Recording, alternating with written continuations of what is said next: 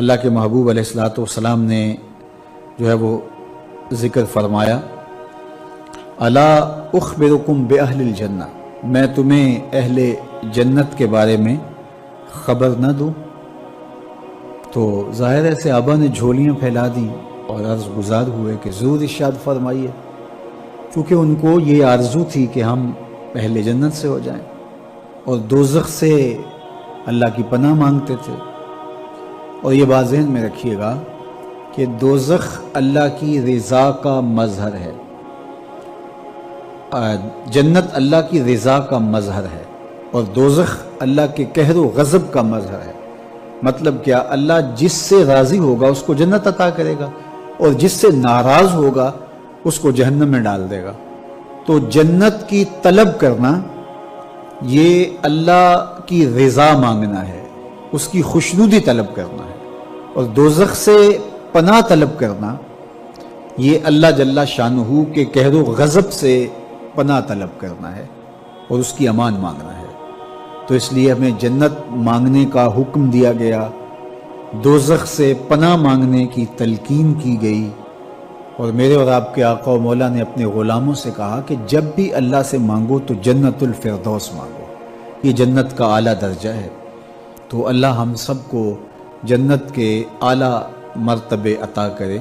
اور نار دوزخ سے ہمیں محفوظ فرمائے، آتش دوزخ سے ہماری حفاظت فرمائے۔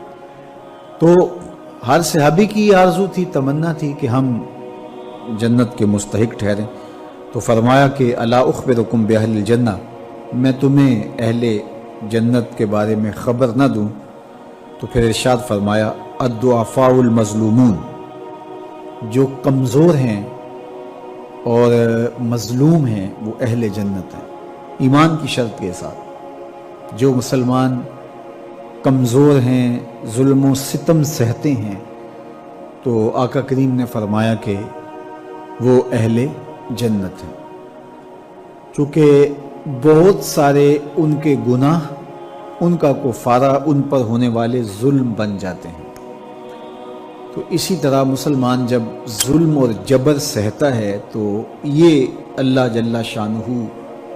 اس کو اس کے بدلے میں، اس کے صلے میں جنت عطا کرتا ہے۔ اہل ایمان کو دنیا میں جو تکلیفیں پہنچتی ہیں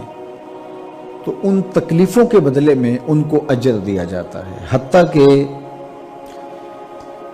جو اہل ایمان کے پاؤں میں کانٹا بھی چبھتا ہے اللہ اس کی بھی ان کو جزا عطا کرتا ہے۔ اور ایک حدیث پاک میں آتا ہے کہ اہل بلا کو جو قیامت کے دن اجر و صلہ عطا کیا جائے گا تو لوگ آرزو کریں گے کاش کہ ہماری کھال اور ہمارا جسم لوہے کی کینچیوں سے کاٹ دیا گیا ہوتا، تو آج جو صلہ اس کا حشر کے روز دیا جا رہا ہے۔ تو مظلوم بن جائیں، کبھی ظالم نہ بنیں، چونکہ ظلم قیامت کے اندھیروں میں سے ایک اندھیرا ہے، اور مظلومیت یہ دخول جنت کا سبب اور ذریعہ ہے۔ تو حالات میں بعض اوقات اس طرح کی صورت بن جاتی ہے کہ یا آپ ظالم بنیں یا آپ مظلوم بنیں، تو اس وقت مظلوم بننے کو اختیار کر لیجئے گا، ظالم کبھی بھی نہ بنیے گا، چونکہ ظالم کا ٹھکانہ آتش دوزخ ہے اور مظلوم کی جگہ اللہ کی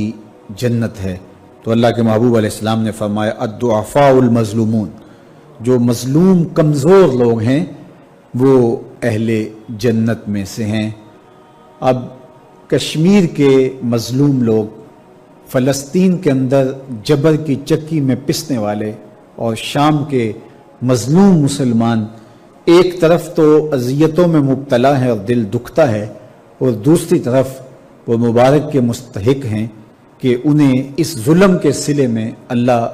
جنت کی نعمتیں عطا فرمائے گا اور اپنی کرم نوازیوں سے ان کو نوازے گا۔ تو میرے اور آپ کے آقا مولا نے ارشاد فرمایا کہ ایک تو ضعیف جو مظلوم ہیں، پھر ارشاد فرمایا الا انبئکم باہل النار، میں تمہیں اہل نار کے بارے میں، دوزخیوں اور جہنمیوں کے بارے میں خبر نہ دوں؟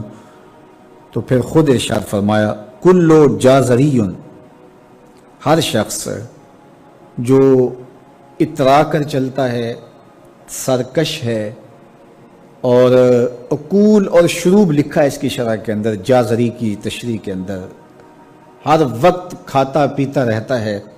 اس کی زندگی کا مقصد ہی جو ہے وہ نفس کی خواہشات کی تکمیل ہے، کھانا پینا اور شہوات کی تکمیل، تو وہ دنیا کے اوپر چلتا پھرتا ایک درندہ اور حیوان ہے۔ انسانی قدریں کیا ہے اور زندگی گزارنے کا ڈھب اور سلیقہ کیا ہونا چاہیے اس کو اس کی پرواہ نہیں، بلکہ وہ متکبر، سرکش